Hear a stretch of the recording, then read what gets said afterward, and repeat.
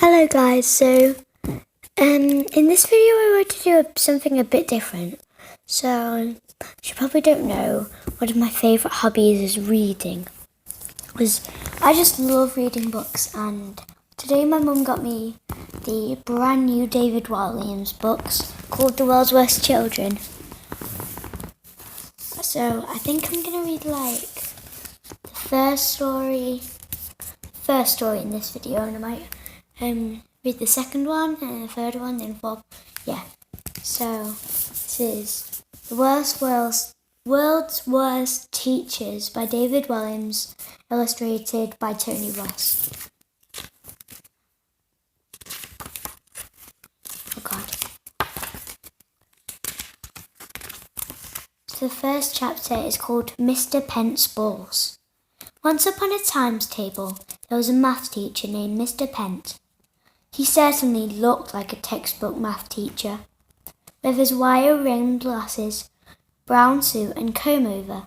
However, Mr. Pent was anything but your average math teacher. Oh no, he was one of the world's very worst teachers. That was because Mr. Pent's every waking moment was taken upon one dark obsession: balls.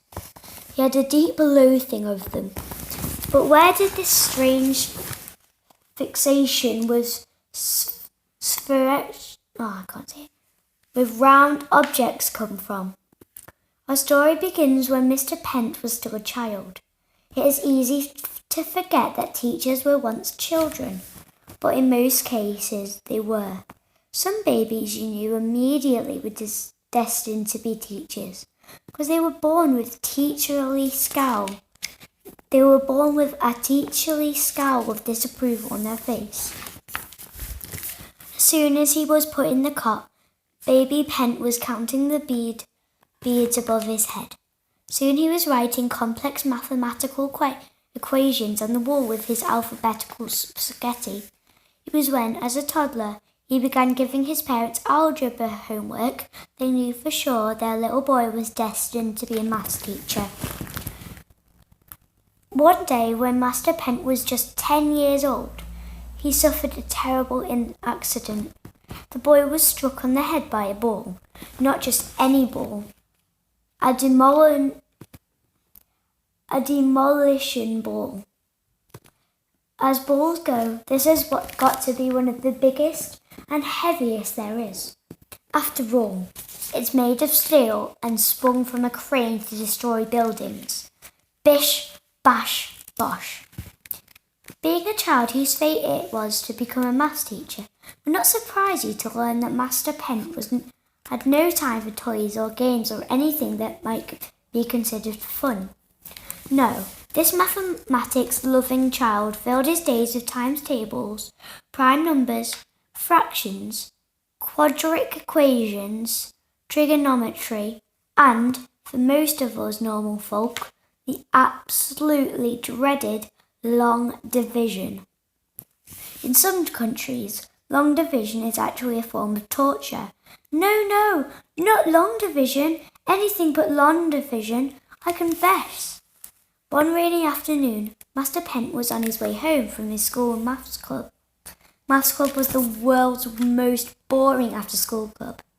Master Pent was in fact the only member. Other strong contenders for the world's most boring after-school club were Punctuation Club, Standing in a Puddle Society, Basket Weaving for Beginners, Train Spotters Anonymous, Sitting in the Dark Society, Staring at a Blank Wall Club, Traffic Cone Appreciation Society, Latin. In Maths Club, Master Pent had just been learning all about pi, also known as T or 3.14. Pi is often more boring than it sounds. It sounds really, really boring. It is a mathematical constant, the ratio of a circle's circumference to its diameter. Are you asleep yet? If so, then good night. If not, read on. When Master Pen spotted a huge steel ball, he was eager to put it to the test. The whole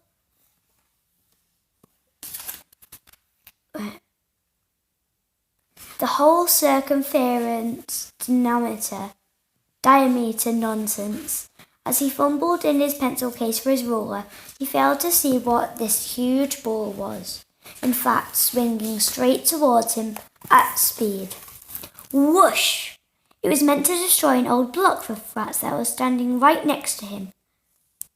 Instead, it struck the boy on the head hard, really hard. Master Pent was knocked out cold. That was just as well, as the ball battered him into the air. Whiz! Doof! He flew, interesting enough, exactly 3.14 miles before smashing through the roof of the shed in the back garden. Master Pent didn't wake up until a whole week later. He discovered he was in hospital with an incredibly sore bandaged head. Ouch! He yelped. My head hurts. The boy had to keep the bandage on for 6 whole months and looked as if he were wearing a nappy on his head. Ha ha, nappy boy, laughed the other kids. Humph, he harumphs. Ever since the fateful day of his accident, Pent detested balls of any kind. The sight of anything round was enough to bring back terrible memories of that great, big steel ball.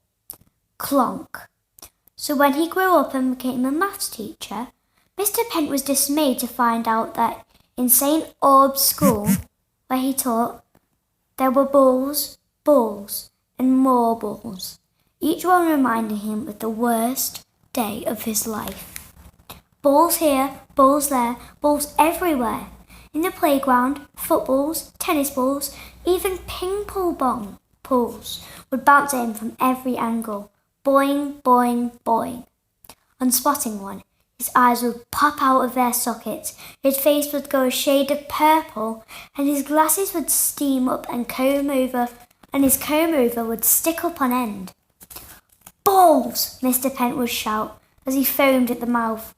The teacher's hatred was so great that he stuck warning signs up all over St. Aub's, on every wall, door, and window. He even stuck it onto the dinner lady's bottom. No balls around in the playground. No balls whatsoever within our 100-mile radius of the school. No balls permitted on school premises. Mr. Pent would confiscate all balls on the spot. Then he would lock them up in his special ball cupboard at the end of the long corridor next to his classroom. The sign read, "Ball cupboard. Beware, contains balls." Over the year, Mr. Pent stuffed hundreds and hundreds of balls of all sizes in there, and there was hardly any room for more. If any pupil dared to ask him, "Please, can I have my ball back, sir?" the teacher would smirk to himself before replying, "Of course, child. Thank you, sir. Just one moment, if you please." Then he would reach into the cupboard for the ball and pop it with a pair of compasses he had concealed in his hand. Poof! The air would just spurt out like a lazy bottom burp. "There you are," Mr. Pent would say as he handed the deflated ball back to the child with a grin. After he'd finally confiscated every single last ball from every child in the school, Mr. Pent went further. Now anything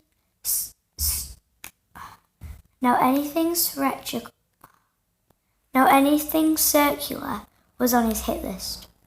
The teacher stalked up and down the school, confiscating anything that was around. Marbles, balls, space hopper from under a pupil, boing, balls, that is confiscated. A gobstopper from the mouth of the guard. Balls, spit that out. The globe from the geography classroom. Balls are forbidden on the school premises. Suspicious-looking pea from the dinner hall. Balls, that pea could have an eye out.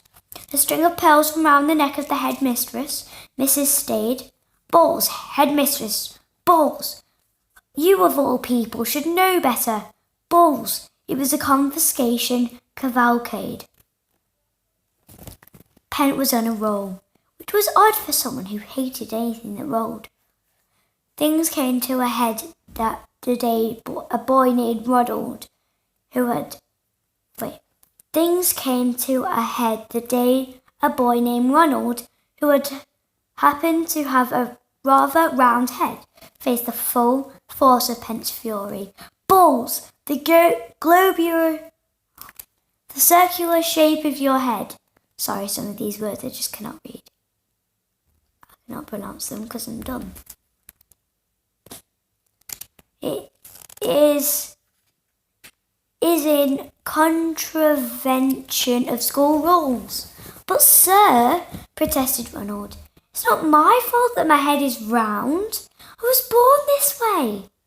No buts, boy, and you and your head are confiscated. With that, Pent picked up the boy, tucked him under his arms, and marched off the school corridor before stuffing him in the cupboard. Squish, squash, squish. Bolt. Knock, knock, knock. Let me out, he cried. The boy. Please, I have exams. Not till your head changes to a squarish shape. Balls. Needless to say, this was the tipping point for the pupils at St. Aub's. With their friend Roland still stuck in a cupboard, they were now furious with Mr. Pent. It was impossible to live under his tyranny a day longer. I think I'll read these 2 pages and I'll do a part 2. Yeah. The most rebellious of all pupils was a girl named, as luck would have it, Rebel, who lived up to a name with an individual take on school uniform. Hair scrunchies, skinny tie, short blazer, graffiti on school bag, colourful socks, chunky shoes, puffy skirt, and pop group badges. Decided to hold a secret meeting of all the kids in the school. No teachers allowed. During a lesson, Rebel whispered to her best friend's ear, everyone, meet after school in the park. Pass it on. This was passed from one child to another. Soon the message became mangled. Park meet in the school after everyone. Meet after the park. Everyone in the school. Everyone in meet. Park after. However, as soon as the bell rang at the end of the school, ding! A rushing river of children ran to the park. Rebel climbed to the top of the climbing frame to address her fellow pupils. The girl was a natural rebel rouser and spoke with an urgent energy that inspired all who heard her. So yeah, guys, I think I'm going to do a part 2 to this, because this chapter is really long. Well, it's not really, but yeah, I think I'll read the next part in another video, because we still have 1, 2, 3, 4, 6, 7, 8, 9, 10, 11, 12, 13, 14. 14 pages left, so I think I'll do that in a part 2. It might be released today, but no one watches my videos, so I don't even know why I'm saying this, but yeah, I just wanted to do something different today, if you know what I mean. So, thanks for watching. Bye. Peace out.